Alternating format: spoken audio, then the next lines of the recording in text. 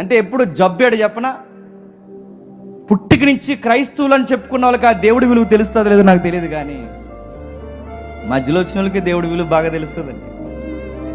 చిన్నప్పటి నుంచి దేవుడని తినడానికి మన బైబిలేగా, మన దేవుడేగా, మన పాస్టర్ గారేగా, మందేగా, అందుకే ఈ మంది ఎలా తయారవుతారు.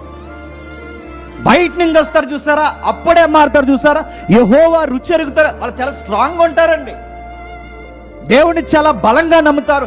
ఎంత బలంగా నమ్ముతారంటే ఇదిగో ఇలాంటి నిండు హృదయంతో, అయ్యో మనం క్రైస్తవులం, అయ్యో ఇలా చేయకూడదు కదా అని వాళ్ళు చాలా బలంగా నమ్ముతారు. మనోళ్ళే క్రైస్తవులు అని చెప్పుకున్నారు. వాళ్ళని ఒక్కటి ఏదన్నా మారొచ్చిన తర్వాత మళ్ళీ ఆ మూఢాచారాలు చేయమనండి, చెయ్యరు.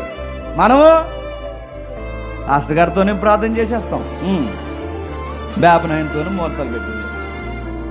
నేను అడుగుతున్నాను, వాళ్ళకున్న విశ్వాసం, వాళ్ళకున్న బలము, వాళ్ళకున్న మనసు చూస్తుంటే నేను అడుగుతున్నాను, 20 లక్షల మందికి ఒక్కడ తేలాడు, ఇన్ని సంఘాల మధ్య, ఇన్నిటి మధ్య అడుగుతున్నాను, ఇలాంటి సాక్ష్యం మనకి ఉందా?